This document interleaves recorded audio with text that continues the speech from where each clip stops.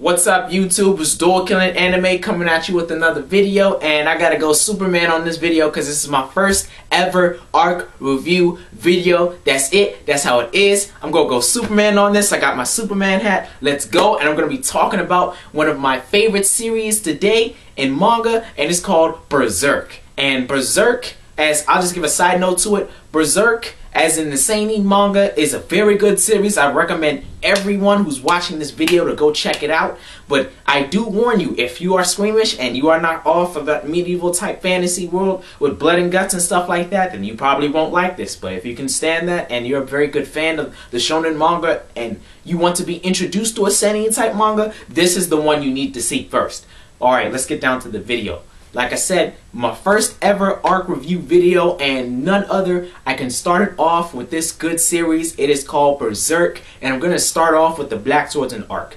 And just a note for you guys in the future, when I do these arc reviews, this is how it's going to go. I'm going to start off with the series, but when I start off with a new series or an ongoing series, I'm going to do them in order. So in each order of an arc, I'm going to do the Black Swordsman arc, then I'm going to do the Golden Age arc.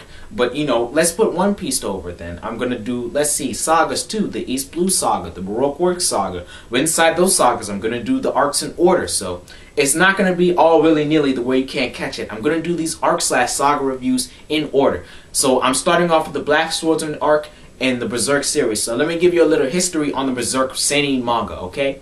Berserk is written and drawn by Kentaro Miura. And Kentaro Miura, I must say on the side, has very good artwork concerning with this series, and very good artwork you can see when you first open the page to Berserk, okay? He has very interesting panels, and you can see by how long it takes him to make this series. He's been doing this for 3 decades now, and he's not even done. That he puts a lot of work into this series. Go check out the series if you like good art and drawings in manga aspects, okay? Last year, I believe in 2012, he could only come up with 3 chapters. I think he's ranging from a sickness right now, or he may have been taking a long hiatus and he might get back into it. But hopefully, I can get the Berserk chapters this year in 2013. Hopefully, he can come up with those monthly chapters because I very much do like them. Alright? So, like I said, Kentaro Miura, you know, he's done it. And this manga is published by Jet Comics. And it is serialized in Hakusensho. I think it's serialized by Hakusensho, okay? And this series currently has 334 chapters, okay? But I'm going to be talking about the Black Swordsman arc, which ranges from 6 chapters, 6 long-ass chapters, if you're not used to seinen manga. And they're just in volumes 1 through 3, alright? So here's how we go.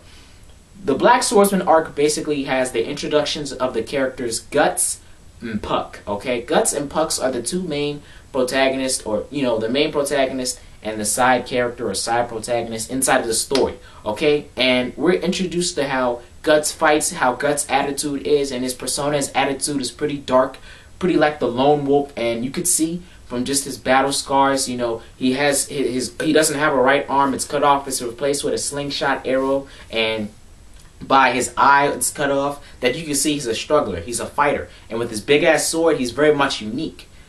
Okay, and then you can see Puck on the other side. Puck is a, you know, just a hopeful type of playful creature, you know, who wants to be nice, but who constantly deals with Guts inside of this arc. So this is how the arc is introduced, alright? Guts comes into the picture, and the pixie known as Puck comes into play, and they're inside a bar. Puck gets pretty much bullied by these 2 guys in a bar, and then inadvertently Guts saves Puck's life. And as Guts tries to leave the bar, then Puck follows Guts everywhere. And as Guts and Puck make it to the city of Coca, then he sees this snake, then he sees this town, and he's being bothered by these men who work for, you know, this kingdom. And he gets cut down and everything. But one of the rulers of the kingdom, this old man, is trying to report back to his king at the time, or the ruler of that kingdom at the time. And it turns out to be a snake-like creature in disguise, or much over. I think the old man knows that, but he's trying to protect his town people from facing the onslaught of this demon. Alright, this demon wants vengeance towards this Guts guy for facing him, and Guts just doesn't give a fuck. He just slashes and dashes and tears up in mom's asses. Yes, I used a Scary Movie 2 line. So the fuck what? Okay? Guts just doesn't give a fuck with his black sword. Okay? And sooner or later, this isn't, you know, the meek of it. You know, Guts faces off against a snake-like creature, and then, you know, slash, gash, he's done. Alright? And then, as Guts and Puck make it off to another town, Then they face off against what's more importantly to this arc, the Black Swordsman arc, the Count. And the Count is the ruler of a kingdom. And basically how this arc starts is that Guts goes into the town and then he faces off against a couple warriors, and an old man sees him. And when an old man sees him, he goes off and tries to get him to recruit him to get his vengeance upon the Count and his kingdom for what he's done to his family. Basically, this old man's backstory is that he used to work in the Count's kingdom as a doctor, and as he wanted to leave because he saw his demonic-like power and how he was treating people, they eventually got caught, and his family was killed, and he wasn't killed. He was tortured. Basically tortured until you want to die. One notable scene I remember in seeing in the manga was that his own legs got cut off at the knees, and he was forced to watch as a demon was eating them. And it was very sad to see. It was very sad to see. And as you know, Guts, and this old man and Puck are down in a bunker somewhere. They get introduced to this item called Behelit. And Behelit basically is something that Guts immediately reacts to, and we wonder why this is important. And virtually along the line, the old man wants to help him Guts, but Guts isn't very much interested. And then the old man, gets caught by, the old man and Guts face off against the Count, one of his demons, and then they battle. But then Guts leaves the old man, and the old man eventually gets killed. All right, then Guts tries to face off against the Count now that the Count wants his full-on revenge on Guts. But then the Count virtually, it's a good battle, but Guts being the badass that he is, he wins. Guts wins, faces off against him. Then, the Count, being desperate and being wounded and wanting more power, summons the power of Behelit. The charm little item that the old man introduced to Guts. The item that Guts is fairly familiar with, but we don't know why. So, Guts, Puck, the Count, and apparently the Count's daughter, who's there at the time, who gets to see his grotesque form, is transported into another dimension. And this dimension holds where the God Hand are. There are 5 creatures called the God Hand, and Guts is fairly familiar with all of them, but particularly with one, and he refers to them as Griffith. And he wants to attack this Griffith-like creature. What the God Hand are there for, and why they transported them into that dimension, is the reason for wanting to give the Count's power, or wanting to supply the Count's request. What they say is that the Count, in order to get the power that we can give you, and for what you're asking, what you were begging for, when your life is almost over, is that we can give you this power, but you're going to have to sacrifice your daughter's life, in which the Count does not oblige. Basically, when the Count does not oblige, this is close to where we go into another arc, but still. Basically, when the Count does not oblige, the Count is sent off into a swirling vortex, full of demons and whatnot, and, it's pretty much torture, for life. I don't know. He's a demon. I don't give a fuck.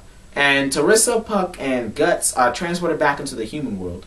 And yet Guts feels unfulfilled because the enemies that he was facing, and how we don't know about yet until the next arc, basically have just left them, and his only opportunity to see them is gone. Alright? So from this arc overall, the Black Swordsman arc, we're getting introduced to the characters of Puck and Guts, who are pertinent to the story, who I guess are driving the story so far. And then we get to learn about Guts' characterization, to where he has a dark demeanor. He very much doesn't show that he cares, but subconsciously we know that he cares about certain things.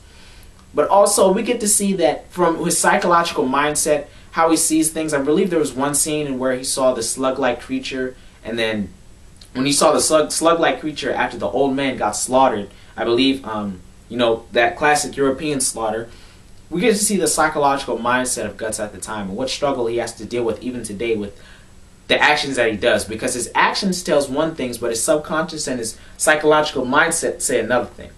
And close to the end, where he's transported to the God Hand's dimension, we get to see what truly drives Guts, and that's vengeance towards this guy named Griffith and the God Hand. Alright, overall, I give this arc a 7 out of 10 for what it did. It was a setup arc for where we could see from the next arc. And the next arc turns out to be a flashback arc, for you guys who don't know that yet. But this was a setup arc for us to learn, and for us to understand what could be noted for the next arc, and for us to be introduced to the character / attitude of Guts and Puck, and just to see the dynamic of the Berserk world and how the actual present Berserk world is, okay? So, overall, like I said before, it's A 7 out of 10 for the Black Swordsman arc. I very much like this arc inside of Berserk. I really don't hate any arc inside of Berserk, but this is how it is, alright?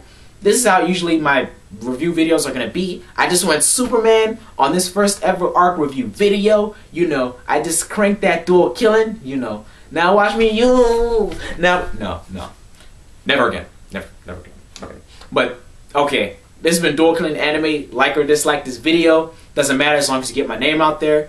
This video had all the quality with none of the filler, and if you don't know what that is, then you need to watch more anime. I'll see you later, guys. I just went Superman on this bitch. See ya. Now watch me, you. Soldier boy up in it. Wanna make crack and